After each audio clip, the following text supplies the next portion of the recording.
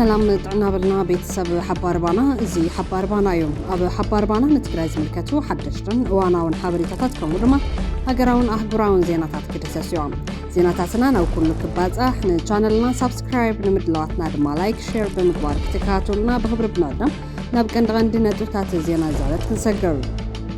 لعلوت أمرار حسراوي تقرأي هلونان جزات تقرأي نموحاس دلوات مخانم أرقاقيتهم ማሕበረሰብ ዓለም ነቲ ስምምዕ ምቁራጽ ተጻውኦ ንስልታዊ ጽንታ ህዝቢ ትግራይ ዘውዕሎ ዘሎ ስርዓት ብልጽግና ኣድላይ ዝበሃል ጸቕጥን ስጉምትን ክወስደሉ ተሓቲቶም ብኻልእ ሓበሬታ ኣብይ ኣሕመድ ካብቲ ኣብ መረጻ ተዓዊተ ዝብል ሕንቅል ተወፂኡ ነቲ ኣብ ትግራይ ዘሎ ተኣፋፊ ኩነታት ፖለቲካዊ መዕለብ ክገብረሉ ይግባእ ተባሂሉሎ እዚ ምዘይኸውን ግን ብወገን ትግራይ ዝምዕብል ዘሎ ፖለቲካዊ ኩነታት ንህልውናቲ ኣብ መረጻ ተዓዊተ ክብል ዝሸባሸብ ዘሎ ስርዓት ብልጽግና ሓደጋ ይክብል እቲ ሓድሽ ተጻውኦ ኣመላኺቱሎ ከነካፍለኩም ኢና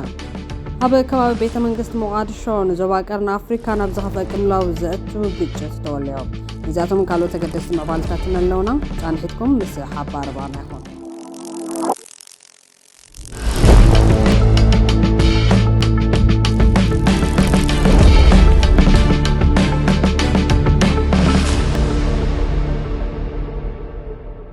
ማሕበረሰብ ዓለም ነቲ ስምምዕ ምቁራጽ ተጻብኦ ንስልታዊ ጽንታ ህዝቢ ትግራይ ዘውዕሎ ዘሎ ስርዓት ብልጽግና ኣድላይ ዝበሃል ጸቕጥን ስጉምትን ክወስደሉ ተሓቲቶም ስምምዕ ፕሪቶርያ ኣብ ልዕልቲ ተዋሳት ፖለቲካ ከመይ ጎንፂ ከናውሑ ከም ዝኽእሉ ዘምህር ሓደገኛ መርኣያ ኮይኑ ከም ዘለውን ተገሊጾም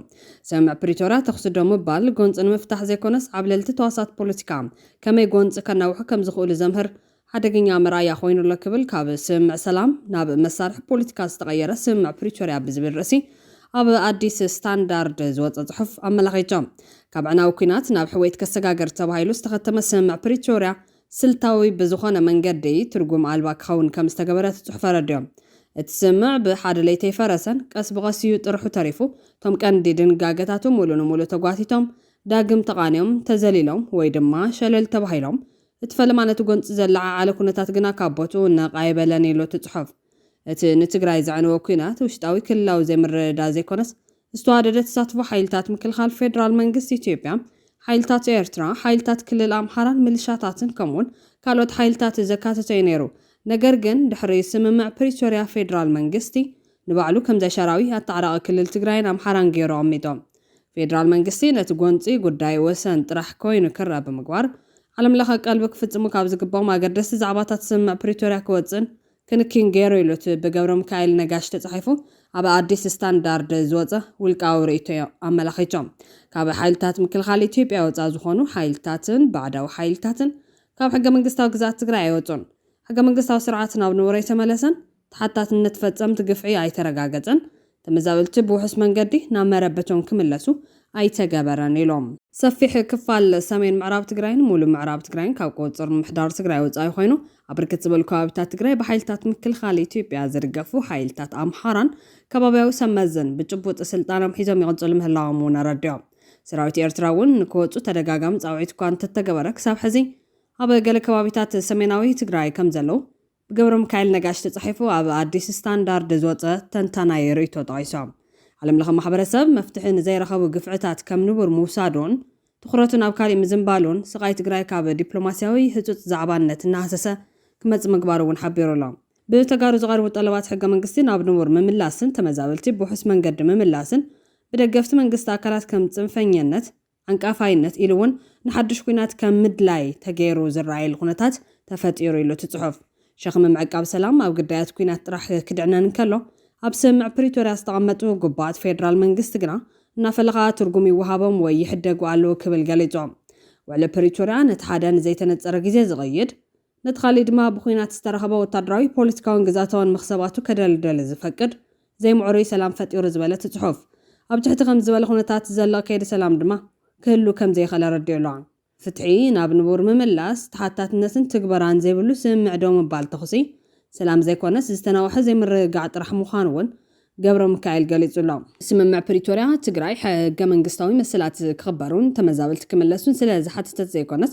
ጎበጣ ቁጠባዊ ምግዳድ ፖለቲካዊ ምግላልን ዲሞግራፊያዊ ምቁፅጻርን ከም ንቡር ዝወሰዱ ክንዋነታት ምስኮኑ ቀስ ብቐስ እናተሸርሸረ ብምምፁ እዩ ፈሪሱ ትጽሑፍ ከም ዘረድኦም ህዝቢ ትግራይ እቲ መሳርሒ ኩናት ዝወዓለ ዘይጭበጥ ስምምዕ ፕሪቶርያ ዘይኮነስ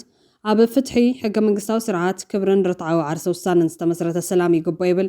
እቲ ኣብ ኣዲስ ስታንዳርድ ዝወፀ ጽሑፍ።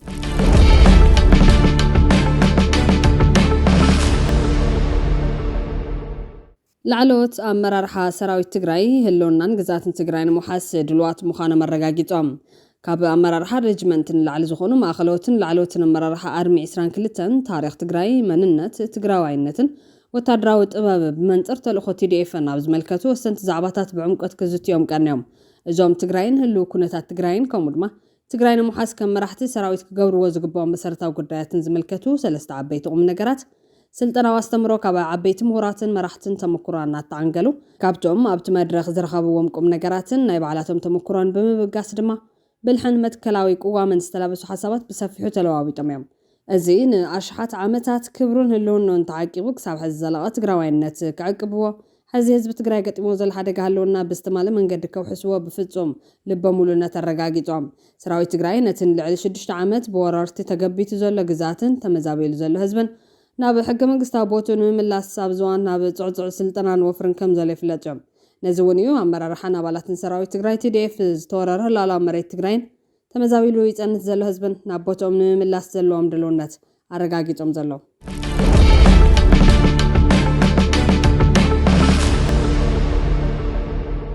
ብኻልእ ሓበሬታ ኣብይ ኣሕመድ ካብቲ ኣብ መረፀት ዓዊተ ዝብል ሕንቅል ተይወፅኦም ነታ ኣብ ትግራይ ዘሎ ተኣፋፊ ኩነታት ፖለቲካዊ መዕለዊ ክገብረሉ ይግባእ ተባሂሉ ኣሎ። እዚ ምስ ዘይኸውን ግን ብወገን ትግራይ ዝምዕብል ዘሎ ፖለቲካዊ ኩነታት ንህልውናት መረፀት ዓዊተ ክብል ዝሸባሸብ ዘሎ ስርዓት ብልጽግና ሓደጋ ይክብል ተሓድሽ ፀብጻብ ኣመላኺቱ ኣሎ።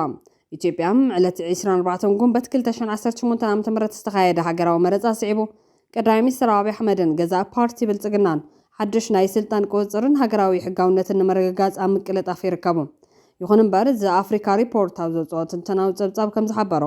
ተሓቀኛ ናይቲ ሃገር መጻ ምርግጋዕ ኣብ ሳንዱቕ መረፃ ዘይኮነስ ኣብቲ ኣብ ትግራይን ከባቢውን ዘሎ ተኣፋፊ ፖለቲካውን ፀጥታዊ ምንቅስቓስ ዝተመስረተ ይበል። እቲ ኣብ ክልል ትግራይ ዘንጸላሉ ዘሎ ምስሓብ ካብቲ ተባሂሉ ዘሎ ናይ መረፃ ውፅኢት ንላዕሊ ንመላእ ዞባ ቀርኒ ኣፍሪካ ዝውስን ሓደገኛ ምዕባለ ኮይኑ ከም ዘለዎ እቲ ጋዜጣዊ ፀብጻብ ኣረዲዮም። መረፃ ንሃገራዊ ፀጥታ ፍታሕ ክኸውን ዘይምኻሉ ቀንዲ ምኽንያት ትግራይ ንኻልኣይ ተኸታታሊ እዋን ካብ ዝመስርሕ መረፃ እዚ ሙሉእ ብሙሉ ወፃ ብምዃና እዩ። እዚ ተነፅሎ እዚ ኣብ መንጎ መቐለን ኣዲስ ኣበባን ዘሎ ምምሕዳራዊ ኣፈላላይ ዘጋፍሕ ጥራሕ ዘይኮነስ ነቲ ኣብ 2015 ዓ.ም ዝተፈረመ ውዕል ፕሪቶርያ እውን ኣብ ከቢድ ሓደጋ ዘውድቕ ምዃኑ ዘኣፍሪካ ሪፖርት ወሲኹ ይረዳ። ብተወሳኺ ኣብ ውሽጢ ትግራይ ዘሎ ናይ ስልጣን ንሕንሕ ብፍላይ ሕወሓት ነቲ ቅድሚ ኩናት ዝነበረ ባይቶ መሊሱ ብምድልዳል ኣብ ልዕሊ እቲ ብፌደራል ዝተሸመ ጊዜያዊ ምምሕዳር ጽልኡ ንምስፋሕ ዝገብሮ ዘሎ ፖለቲካዊ ውሳነ ነቲ ዞባ ናብ ዘይተተንበየ ወጥሪ ይደፍኦ ከም ዘሎ ትምንጭ ይገልጽ። ብሓፈሻ ፌደራላዊ ሓይልታት ኣብ ክልል ኣምሓራ ምስ ዕጡቓት ፋኖ ኣብ ኦሮምያ ድማ ምስ ኦላ ኣብ ዝግበር ብርቱዕ ውግኣት ተወጣጢሮም ኣብ ዘለውሉ እዋን እዚ ሓድሽ መረፃ ትርጉም ዘለዎ ሰላም ከምፅእ ይከኣለን ይብሉ ወሲኾም። ዘኣፍሪካ ሪፖርት ኣብ መደምደምቱ ከም ዘስመረሉ ከም ጉዳይ ምዕራብ ትግራይን መንነትን ዝበሉ መሰረታውያን ምስሓባት ብናይ ሓቂ ሃገራዊ ብዘተን ፖለቲካዊ ስምምዕን ኢሉ ድማ ብሕገ መንግስታዊ ድንጋገት ሃገር እንተዘይተፈትሖም ተሓድሽ ናይ መረፃ ውፅኢት ነቲ እናገደደ ዝኸይ ዘሎ ኩናትን ፖለቲካዊ ክፍተትን ከዓግቶ ከም ዘይኽእል ግልፂ ይበል። ሕወሓት ብወገኑ ትማሊ ናብ ዝምልከቶም ኣካላት ኣብ ዝሓፈ ደብዳቤ ስርዓት ብልጽግና እቲ ዝኸደ ዘሎ ሓደገኛ መንገዲ ደው ኣቢሉ ናብ ሓቀኛ ፖለቲካዊ ዘተ ክመጽእ ሓቲቶም። እቲ ናብ ዲፕሎማስያዊ ልኡኻትን ዓለምለኻዊ መሻርክትን ብዝብል ዝወፀ ጽሑፍ ወግዓዊ ማሕተም እኳ እንተዚሃሎ ወሃብ ቃል ገዛ ሰልፊ ትግራይ ሕወሓት ኣይተ ሚካኤል ስጎዶም ግን እቲ ጽሑፍ ብሕወሓት ዝወፀ ምዃኑ ንቢቢሲ ብቴሌፎን ኣረጋጊጾም። ትኽልል ኣብ ከቢድ ጻጥ ወዲቑ ከም ዝርከብ ብምጥቃስ ድማ ኣብቲ ሃገር ዘጋጥም መቕልውላዋት ንምፍታሕ ማሕበረሰብ ዓለም ኣብ ዝመርሖ ተኣማኒ ፖለቲካዊ መስርሕ ክንሳተፍ ድልዋት ኢና ብምባል ንኽልቲኦም ወገናት ናብ ዝርርብ ከምፅዎም ሓቲቶም። እቲ ኩነታት ተኣማኒ ፖለቲካዊ ልዝብ ዝጠልብ እዩ እውን ኢሎም።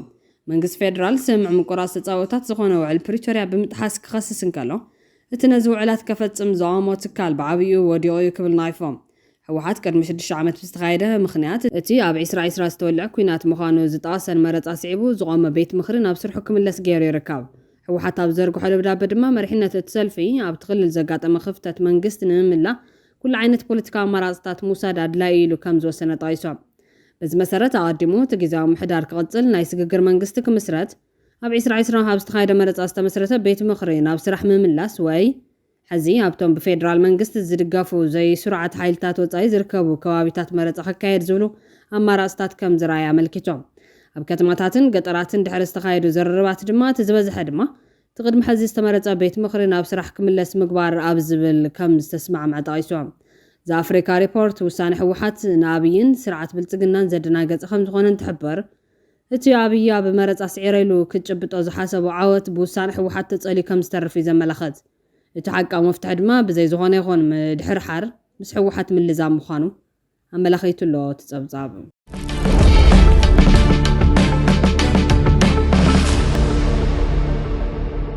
ኣብ ልዕሊ ህዝቢ ትግራይ ዕፅዋ ብምፍጻም ሙሉእ ጽንታ ዝፍጽም ዘሎ ስርዓት ብልጽግና ካብ ኣህጉራዊ ማዕኸን ገንዘብ $468 ሚልዮን ፋይናንሳዊ ሓገዝ ንምርካብ ኣብ ስምምዕ ከም ዝበጽሐ ተገሊጹ።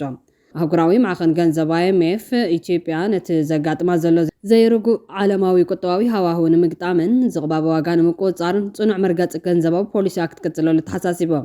እዚ መግለጺ ኣብ መንጎ መንግስቲ ኢትዮጵያን ሰራሕተኛታት ኣህጉራዊ ማዕኸን ገንዘብን ኣብ ሓምሻይ ዳግመ ግምት ናይትን 4 ዓመት ጸንሕ መሳለጥያ ዝተናውሐ ፈንድ ዝተበጽሐ ስምምዕ ስዒቡ እዮም።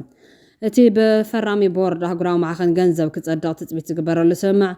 ንኢትዮጵያ ተወሳኺ $468 ሚልዮን ፋይናንሳዊ ሓገዝ ክትረክብ ዝገብር ኮይኖም ጠቕላላ ልቃሕቲ ሃገር ናብ $2.5 ቢልዮን ክበጽሕ ምዃኑ ጸብጻባት ይሕብሮም።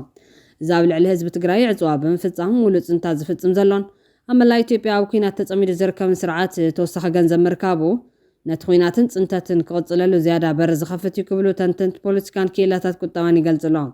ኣብ ትግራይ ብሰንኪቲ መንግስቲ ፌደራል ኣብ ልዕሊ ትክልል ኣንቢርዎ ኣሎ ብዝበልዎ ዕፅዋ ዜጋታት ቁጠባውን ማሕበራውን ቅልውላው የጋጥሞም ከም ዘሎ ይፍለጥ እዮም። ኣብ ዝዋን ኣብ ትግራይ ከቢድ ቁጠባውን ሰብኣውን ቅልውላው ከም ዘጋጠመ ዝተፈላለዩ ጸብጻባት ዘመላኽቱ ኮይኖም ብፍላይ ቀረብ ነዳዲ ብምቁራጹ ቁጠባዊ ምንቅስቓሳት ከም ዝተሰናኸሉ ምኽባር ዋጋታት ከም ዝተኸሰተ ይገልጹ።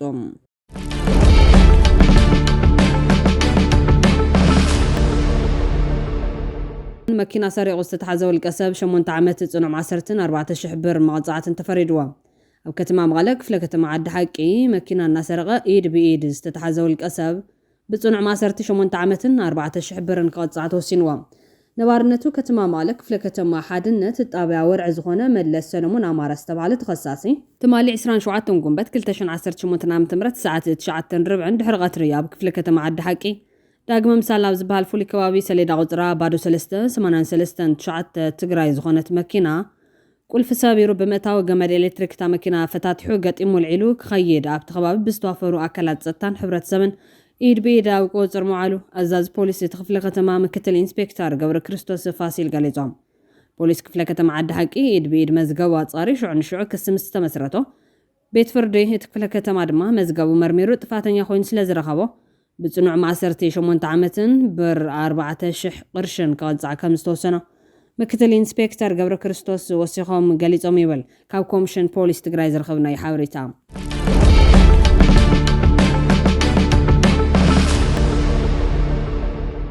ኣብ ከባቢ ቤተ መንግስቲ ሞቃዲሾ ንዝዋቀርና ኣፍሪካ ናብ ዝኸፍአ ቅልውላው ዘእቱ ግጭት ተወሊዖም። ኣብ ርእሰ ከተማ ሶማልያ ሞቃዲሾ ኣብ መንጎ ወታደራት መንግስትን ተቃወምቲ ሚሊሻታትን ብርቱዕ ግጭት ብምፍጣሩ ንብረት ብምጉዳን ገለ ሰላማውያን ሰባት ካድሙን ተገዲዶም።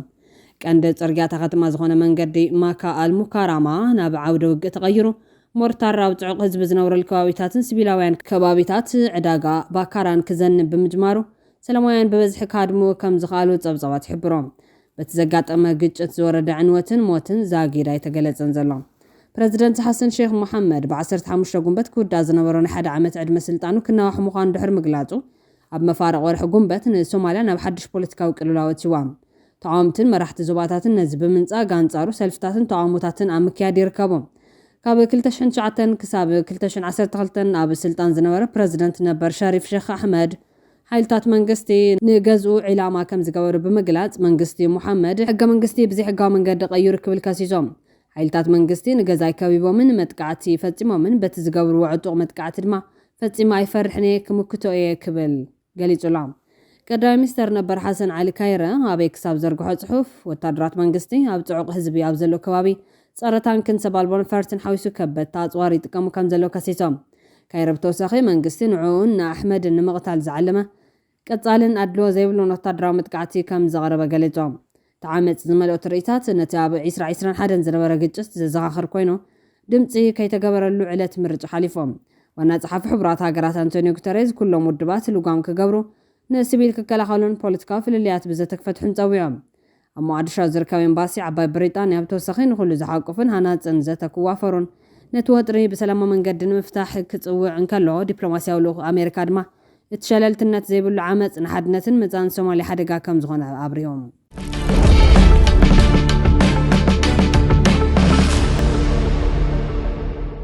ፕረዚደንት ዩክሬን ቮሎዲሚር ዘለንስኪ ናብ ፑቲን ኣብ ዝሓፈ ክፉት ደብዳቤ ኣብ መንጎ ሃገሩን ሩስያን ዘካየድ ዘሎ ኩናት ደው ንምባል ምስ ፕረዚደንት ሩስያ ቭላድሚር ፑቲን በኣካል ተራኺቡ ክዘራረብ ጠሊቦም ፕረዚደንት ዩክሬን ኣብ ዝሓፈ ክፉት ደብዳቤ እቲ ሃገሩ ምስ ሩስያ ተካይዶ ዘላ ኩናት ዳግማይ በኣሜሪካ ተኩሮ ክሳብ ዝረክብ ስቑኢልካ ምፅባይ ጌጋ ምዃኑ ይሓቢሮም በማፃል ሰላም ኣብ መንጎ መራሕቲ ዩክሬንን ሩስያን ቀጥታዊ ምርኻብ ብምክያድ ጥራሕ ክመፅእ ከም ዝኽእል ሓሳብ ኣካፊሎም ዝካየድ ዘተ ክሳብ ዝውዳእ መንጎተን ክልተ ሃገራት ምቁራፅ ተኽሲ ክግበር ንዝብል ሓሳብ ፑቲን ብሓሙስ እኳ እንተነፀጎም ዘለንስኪ ነቲ ሕቶ ደጊሙ ኣቕሪቡ ኣሎ ፕረዚደንት ኣሜሪካ ዶናልድ ትራምፕ እውን ትማሊ ሓሙስ ክልቲኦም መራሕቲ ክራኸቡ እቲ ዝበለፀ ምዃኑ ሓሳቡ ሂቦም ሩስያ እውን ክፉት ደብዳቤ ዩክሬን ከም ዝበፅሓ ብምግላፅ ፑቲን ብዛዕባ እቲ ዘለንስኪ ኣቕሪቦ ዘሎ ጠለብ መብርሂ ክህብ ምዃኑ ኣፍሊጣ ኣላ ቃና ናይታ ደብዳቤ ተፃራሪ ዋላ ላግፂ ዝመልኦ ኮይኑ ኣብዚ ቀረባዋን ዩክሬን ኣብ መሬት ሩስያ ንዘካየደት መጥቃዕቲ እውን ኣቓልቦ ዝሃበየ ነይሮም ዘለንስኪ ኣብ ደብዳቤኡ ንፑቲን ጉጥያ ዝመስል ኣብ ስልጣን 26 ዓመታት ድሕሪ ምጽናሕ ዕድመ ድማ ናቱ ግደ ይፃወተሎ ኢሎም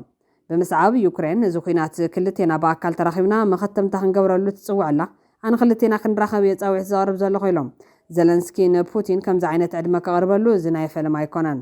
ሩስያ ኣቐዲማ ንዝቐርበላ ተመሳሳሊ ዕድመ ዘለንስኪ ናብ ሞስኮ መፂኡ ምስ ፑቲን ክራኸብ ከም ዝኽእል እያ ሓቢራ ነይራ ኣብዚ ናይ ሕዚ ዘለንስኪ ዝፅሓፎ ክፉት ደብዳቤ ካብ ዘነፀሮ ቀንዲ ነጥቢ ድማ ኣሜሪካ ሙሉ ንሙሉ ኣብ ጉዳይ ኢራን ተፀሚዳ ኣላ በማል ነታ በመንጎ ዩክሬንን ሩስያን ዝካየድ ዘሎ ኩናት ኣቓልቦ ነፊጋቶ ምህላዋ ይገሊፁ ዘሎ ዘለንስኪ ነዚ ምርኮስ ብምግባር ኣሜሪካ ነዚ ኣብ ኣውሮፓ ዝካየድ ዘሎ ኩናት ዳግማይ ኣቓልቦ ክሳብ ትቦ ስኢልካ ምፅባይ ጌጋ ኢሎም ፑቲን ዝርዝራዊ ትሕዝቶ ናይቲ ዘለንስኪ ዝፅሓፎ ክፉት ደብዳቤ ከይረኣዮም ከሎ ኣብ ሴንት ፔተርስበርግ ንወፃኢ ጋዜጠኛታት ኣብ ዝሃቦ ቃል ብርግፅ ምስ ዩክሬን ኣብ ስምዕ ንምብፃሕ ድልው እኳ እንተበለ ሕድገት ምግባር ከም ዝደሊ ግን ገሊፆም ፑቲን እውን ብተመሳሳሊ ዶናልድ ትራምፕ ኣብ ጉዳይ ኢራን ተፀሚዱ ከም ዘሎ ብምግላፅ ሃገራት ሕብረት ኣውሮፓ ንዘለንስኪ ካብቲ ሒዘምዎ ዘለው ዶባት ክወፅእ ክዛረብኦ ኣለዎን ኢሎም